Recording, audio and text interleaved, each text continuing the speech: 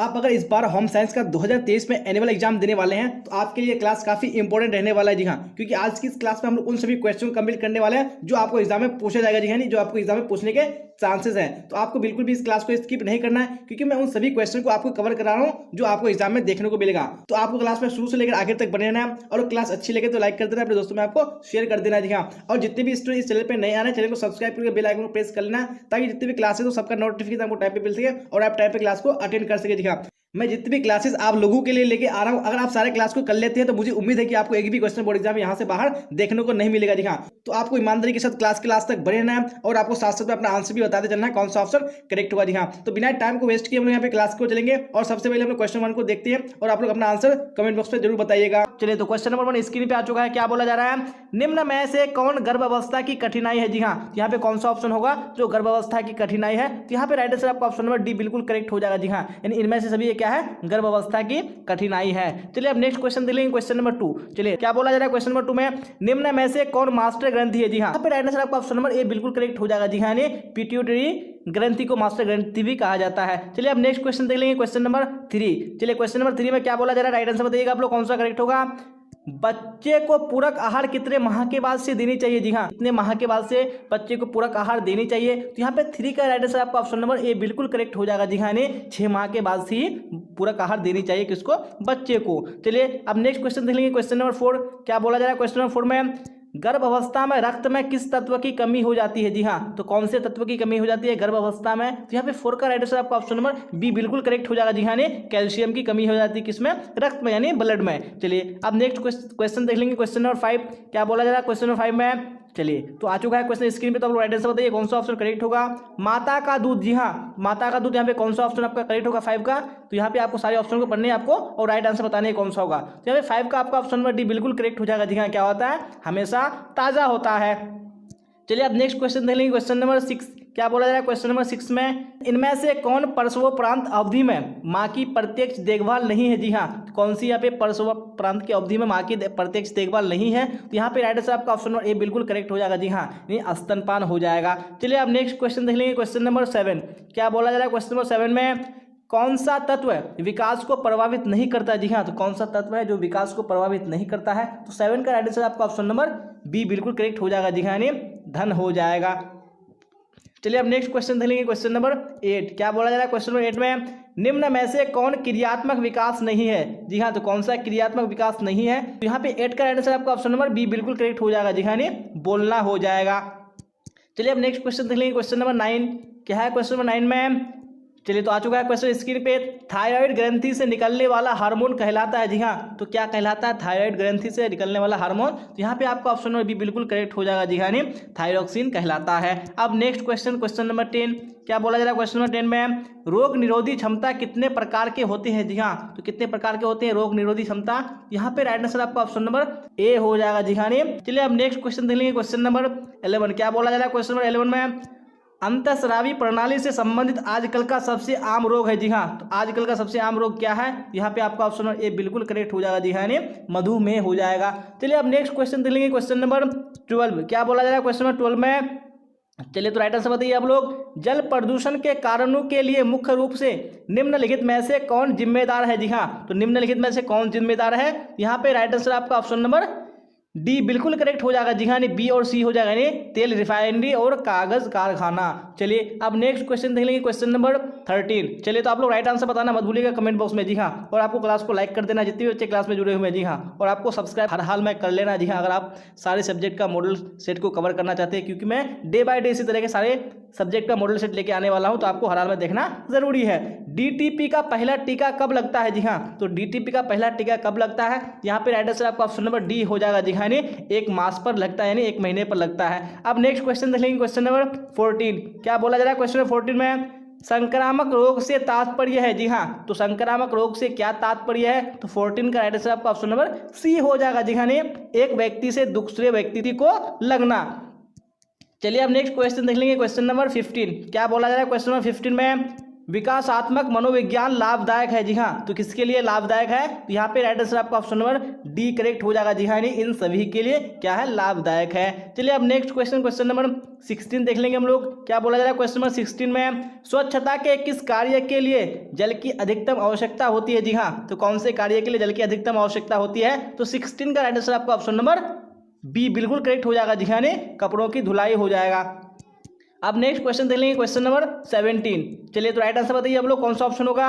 भारतीय शिशु की औसत जन्म ऊंचाई क्या है? जी हाँ, तो जन्म ऊंचाई क्या है? औसत यानी एवरेज। तो 17 का राइट आंसर आपका ऑप्शन नंबर सी करेक्ट हो जाएगा। जी हाँ, 50 सेंटीमीटर हो जाएगा। चलिए अब नेक्स्ट क्वेश्चन नंबर 18 देख लेंगे हम लोग। चलिए तो आप लोग राइट आंसर बताइए, कौन सा ऑप्शन करेक्ट होगा 18 का? सांकेतिक भाषा का प्रयोग होता है। जी हाँ, तो किसके लिए होता है? तो 18 का राइट आंसर आपका ऑप्शन नंबर डी करेक्ट हो जाएगा। जी हाँ, गूंगे और बहरे बच्चों के लिए सांकेतिक भाषा का प्रयोग होता है। चलिए अब नेक्स्ट क्वेश्चन देख लेंगे हम लोग, क्वेश्चन नंबर 19। क्या बोला जा रहा है क्वेश्चन नंबर 19 में? दुखद संवेद का उदाहरण है। जी हाँ, तो कौन सा उदाहरण है यहाँ पे दुखद संवेद का? यहाँ पे राइट आंसर आपका ऑप्शन नंबर सी करेक्ट हो जाएगा। जी हाँ, क्रोध हो जाएगा। चलिए अब नेक्स्ट क्वेश्चन नंबर 20 देखेंगे हम लोग। क्या है क्वेश्चन नंबर 20 में? चलिए तो स्क्रीन पे क्वेश्चन आ चुका है, तो आप लोग राइट आंसर बताइए कौन सा ऑप्शन करेक्ट होगा। क्या बोला जा रहा है? कृत्रिम लुप्त अंग वाले बच्चों की विशेष आवश्यकता कौन सी है? जी हाँ, तो आवश्यकता कौन सी है? यहाँ पे 20 का राइट आंसर आपका ऑप्शन नंबर डी बिल्कुल करेक्ट हो जाएगा। जी हाँ, इनमें से सभी हो जाएगा। अब नेक्स्ट क्वेश्चन नंबर 21। क्या बोला जा रहा है क्वेश्चन नंबर 21 में? चलिए राइट आंसर बताइए आप लोग। बच्चों में असमर्थता हो सकती है। जी हाँ, तो बच्चों में असमर्थता कब से हो सकती है? यहाँ पे राइट आंसर आपका ऑप्शन नंबर डी हो जाएगा। जी हाँ, इनमें से सभी यानी जन्म के पूर्व से भी हो सकती है, जन्म के समय से भी और जन्म के बाद से भी हो सकती है। अब नेक्स्ट क्वेश्चन देख लेंगे, क्वेश्चन नंबर 22। क्या बोला जा रहा है 22 में? सुखद संवेद का उदाहरण है। जी हाँ, कौन सा सुखद संवेद का उदाहरण है? तो 22 का राइट आंसर आपका ऑप्शन नंबर बी हो जाएगा। जी हाँ, इसने हो जाएगा। चलिए अब नेक्स्ट क्वेश्चन देख लेंगे, क्वेश्चन नंबर 23। क्या बोला जाए 23 में?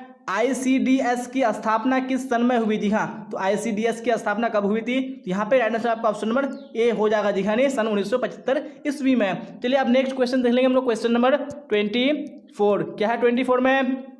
चलिए तो राइट आंसर बताइए आप लोग। किस विटामिन की कमी से बच्चों में अंगों की अस्थियां मुड़ जाती है? जी हाँ, तो कौन सी विटामिन है जिसकी कमी से यानी बच्चों में अस्थियां जो यानी जो हड्डियां होती है वो मुड़ जाती है? तो 24 का राइट आंसर आपका ऑप्शन नंबर डी हो जाएगा। जी हाँ, विटामिन डी की कमी से। अब नेक्स्ट क्वेश्चन देख लेंगे हम लोग, क्वेश्चन नंबर 25। क्या बोला जाए 25 में?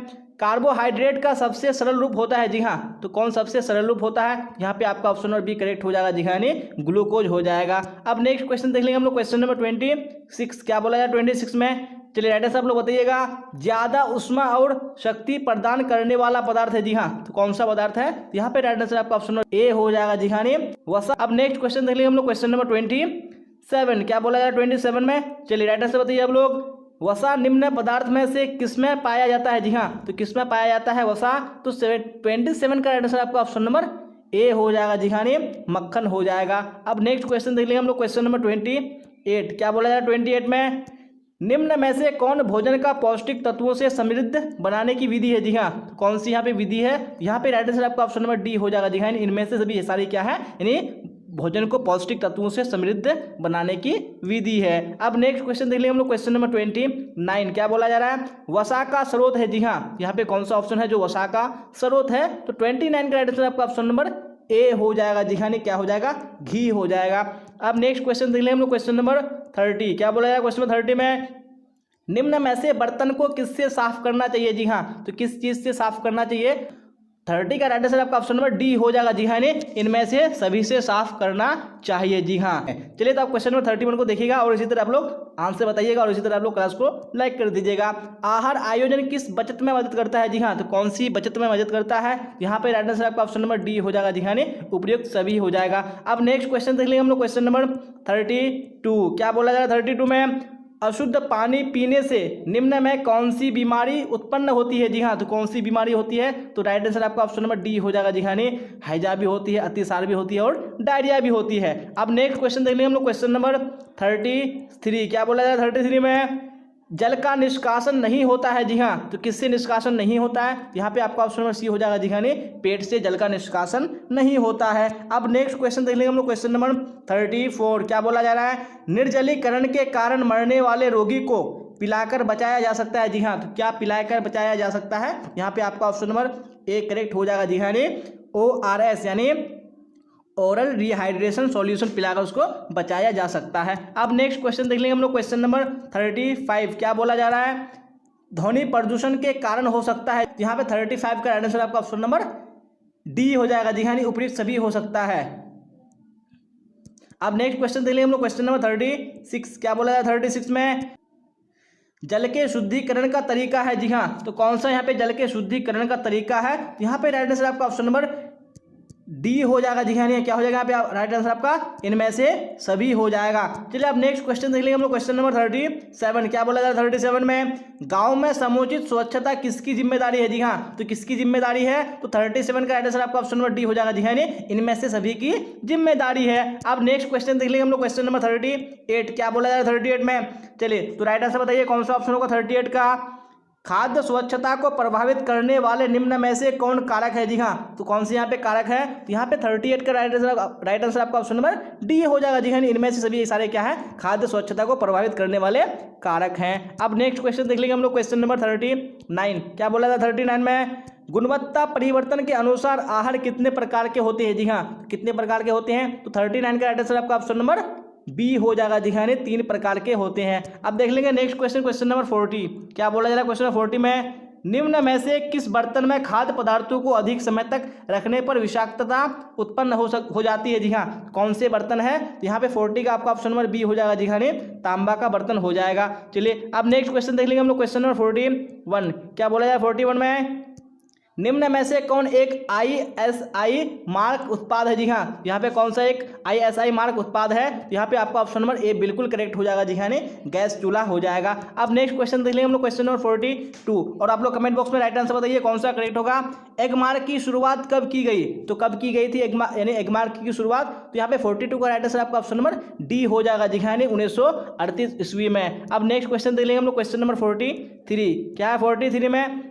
दूध के मिलावट में किस पदार्थ का उपयोग किया जाता है? जी हाँ, तो कौन से पदार्थ है जिसमें यानी दूध में उसको मिलाया जाता है? तो 43 का राइट आंसर आपका ऑप्शन नंबर सी हो जाएगा। जी हाँ, अतिरिक्त जल हो जाएगा। अब नेक्स्ट क्वेश्चन देख लीजिए हम लोग, क्वेश्चन नंबर 44। क्या बोला जा रहा है 44 में? FPO का पूर्ण रूप है। जी हाँ, तो FPO का फुल फॉर्म क्या है? तो 44 का आपका ऑप्शन नंबर ए बिल्कुल करेक्ट हो जाएगा। जी हाँ, फूड प्रोडक्ट ऑर्डर हो जाएगा। अब नेक्स्ट क्वेश्चन देख लेंगे हम लोग, क्वेश्चन नंबर 45। क्या है 45 में? चलिए तो आ चुका है क्वेश्चन स्क्रीन पे।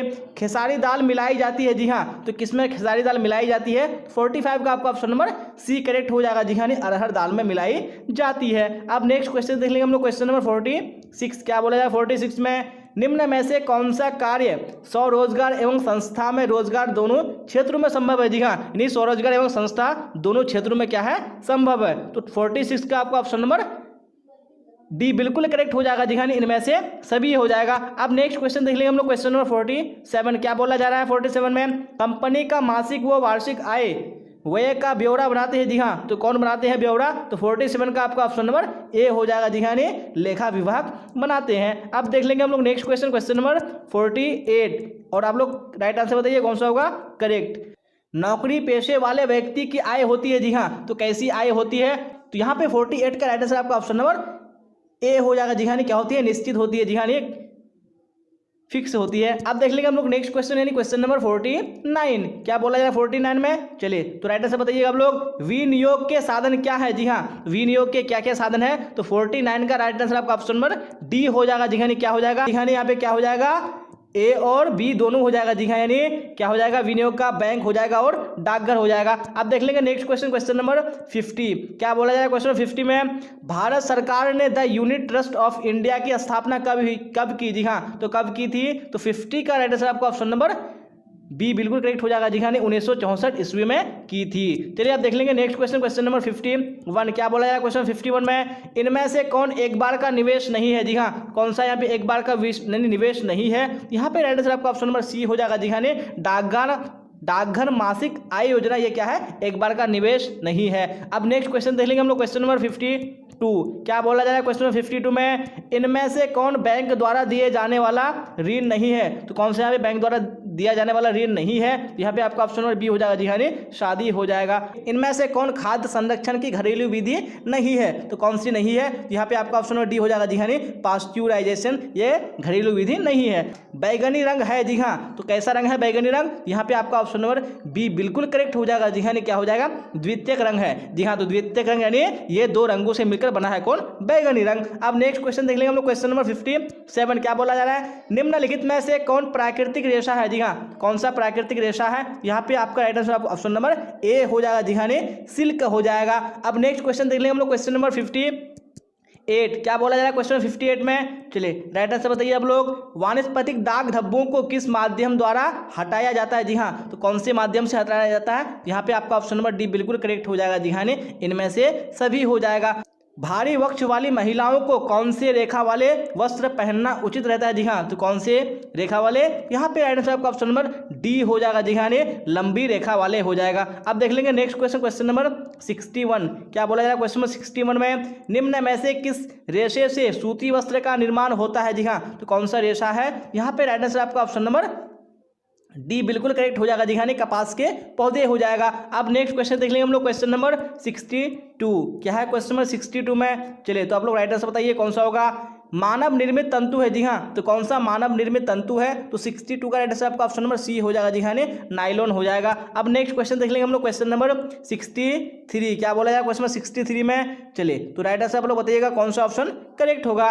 कपरू का चुनाव करते समय निम्न में से किसका ध्यान रखना चाहिए, जी हाँ, तो कौन सी बातों का ध्यान रखना चाहिए, यहाँ पे आपका ऑप्शन नंबर डी हो जाएगा जी हाँ, इनमें से सभी बातों का ध्यान रखना चाहिए। अब नेक्स्ट क्वेश्चन देख लेंगे हम लोग, क्वेश्चन नंबर 64 क्या है क्वेश्चन नंबर 64 में, वस्त्र में जिस स्थान पर वस्त्र को बंद करने वाले बटन इत्यादि लगाए जाते हैं उसे कहते हैं, जी हाँ, तो उसे क्या कहते हैं, तो 64 का आपका ऑप्शन नंबर ए बिल्कुल करेक्ट हो जाएगा जी हाँ, उसको प्लेकेट कहते हैं। आप देख लेंगे नेक्स्ट क्वेश्चन, क्वेश्चन नंबर 65 क्या बोला है 65 में, शुष्क धुलाई में किसका उपयोग किया जाता है, जी हाँ, तो किस चीज़ का उपयोग किया जाता है, तो 65 का राइट आंसर आपका ऑप्शन नंबर सी करेक्ट हो जाएगा जी हाँ। अब देख लेंगे नेक्स्ट क्वेश्चन, क्वेश्चन नंबर 66 क्या है क्वेश्चन नंबर 66 में, चलिए ऑप्शन राइट आंसर बताइए आप लोग। सूती वस्त्र को निम्न में से कौन से पानी में धोना चाहिए, जी हाँ, तो कौन से पानी में धोना चाहिए, यहाँ पे आपका ऑप्शन नंबर ए बिल्कुल करेक्ट हो जाएगा जी हाँ, ठंडा पानी से धोना चाहिए किसको, सूती वस्त्रों को, जी हाँ। अब देख लेंगे हम लोग नेक्स्ट क्वेश्चन, क्वेश्चन नंबर 67 क्या बोला जा रहा है 67 में, इनमें से कौन नवजात के लिए